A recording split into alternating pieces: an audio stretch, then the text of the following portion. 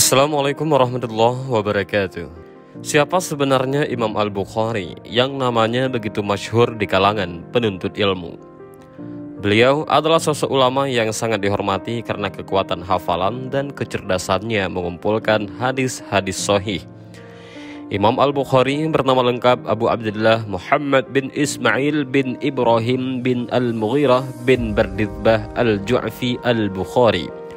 Beliau lahir pada Jumat 13 Syawal 194 Hijriah, bertepatan 21 Juli 810 Masehi di kota Bukhara, yaitu sebuah kota di Uzbekistan, dan wafat tahun 256 Hijriah di desa Khartang ataupun Uzbekistan.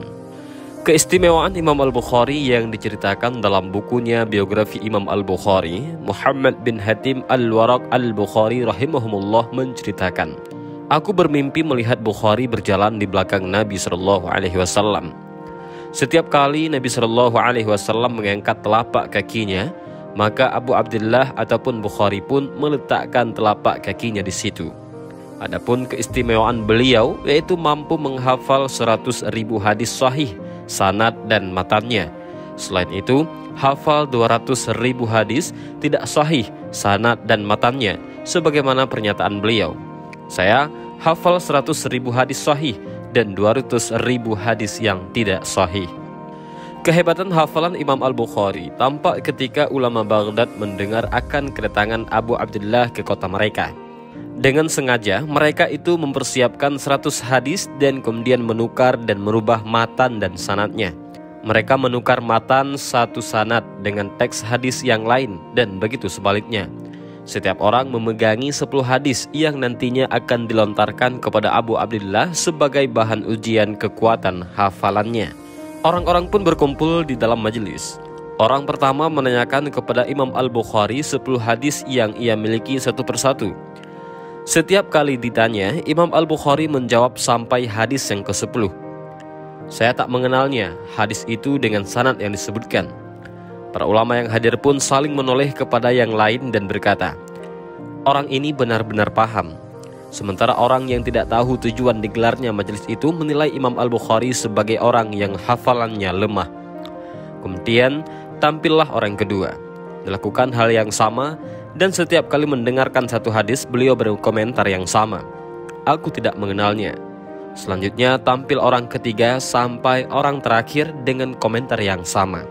Setelah semua selesai menyampaikan hadis-hadisnya, Imam Al-Bukhari menoleh ke arah orang pertama seraya meluruskan, "Hadismu yang pertama mestinya demikian, yang kedua mestinya demikian, yang ketiga mestinya demikian," sampai membenarkan hadis yang ke-10. Setiap hadis beliau satukan dengan matan-matannya yang benar. Beliau melakukan hal yang sama kepada orang pengujinya yang lain sampai pada orang yang terakhir. Akhirnya orang-orang pun betul-betul mengakui akan kehebatan hafalan beliau. Di Samarkand yang sekarang adalah Uzbekistan, Imam Al-Bukhari pun menghadapi hal yang sama. Bahkan selama 7 hari berturut-turut 400-an ulama hadis memuji beliau dengan hadis-hadis yang sanad dan rijal ataupun para perawi yang telah dicampur adukkan, menempatkan sanad perawi Syam ke dalam sanad perawi Irak, sanad perawi Yaman ke dalam sanad perawi Hijaz, meletakkan matan hadis bukan pada sanadnya. Lantas mereka membacakan hadis-hadis plus sanad-sanadnya yang sudah campur aduk ke hadapan Imam Al-Bukhari. Dengan sigap beliau mengoreksi semua hadis dan sanad itu dan menyatukan setiap hadis dengan sanadnya yang benar.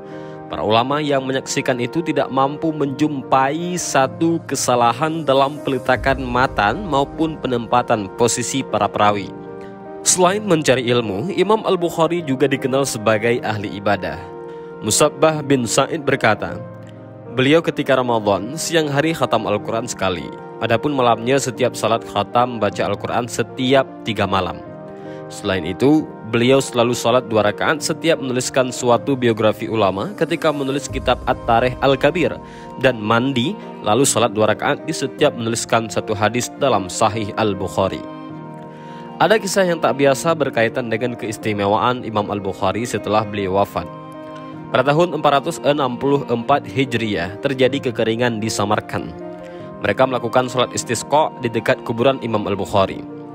Imam Az-Zahabi yang wafat pada tahun 748 Hijriah berkata, dan telah berkata Abu Ali Al-Ghassani, telah mengabarkan kepada kami Abdul Fat An-Nasar bin Al-Hasan As-Sakati As-Samarkandi. Kami datang dari negeri Valencia ataupun Spanyol pada tahun 464 Hijriah.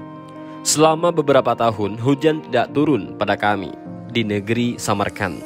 Orang-orang melakukan istisqa, yaitu salat meminta hujan beberapa kali. Namun hujan tidak juga turun. Maka seorang laki-laki soleh yang dikenal dengan kesolehannya mendatangi qadhi negeri Samarkand. Ia berkata, sesungguhnya aku mempunyai suatu pendapat yang hendak aku sampaikan kepadamu. Qadhi itu berkata, apa itu? Ia pun berkata, aku berpandangan agar engkau keluar bersama orang-orang menuju kubur Imam Muhammad bin Ismail Al-Bukhari. Makam beliau ada di Khartang. Lalu kita melakukan istisqa di sisi kuburnya. Semoga Allah menurunkan hujan kepada kita. Qadhi itu berkata, iya, aku setuju. Maka sang qadhi pun keluar dan diikuti oleh orang-orang bersamanya. Qadhi tersebut melakukan istisqa bersama orang-orang. Orang-orang menangis di sisi kubur dan meminta syafaat dengan perantara penghuni kubur Imam Al-Bukhari. Setelah itu Allah Ta'ala mengutus awan yang membawa hujan yang sangat lebat. Orang-orang tinggal di Khartang selama kurang lebih 7 hari. Tidak seorang pun yang dapat pulang ke Samarkand karena derasnya hujan yang turun. Jarak antara Khartang dan Samarkand sekitar 3 mil. Imam Az-Zahabi tak berkomentar apa-apa terkait kisah ini.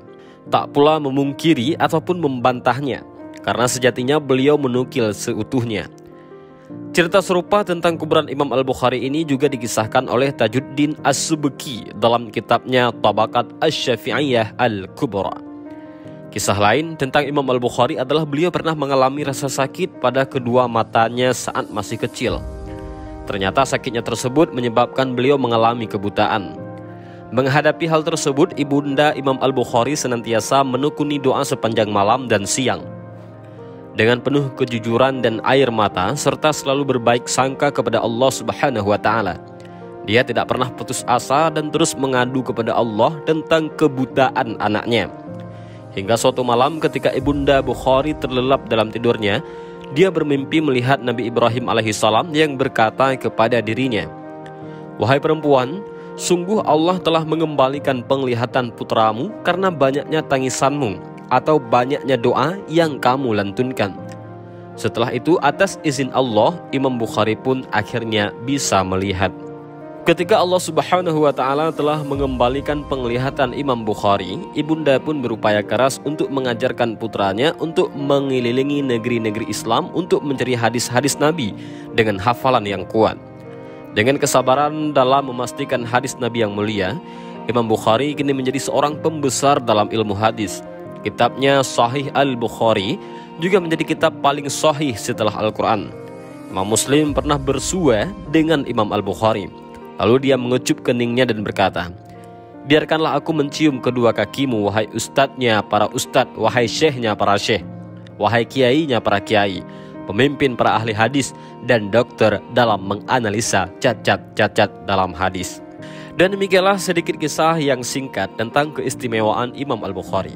Semoga kita mendapat keberkahan dari ilmu beliau dan Allah mengumpulkan di tempat yang tinggi bersama Rasulullah SAW, yaitu Imam Al-Bukhari. Demikian juga kita. Dan demikian kisah Imam Al-Bukhari, mudah-mudahan bermanfaat bagi kita semua.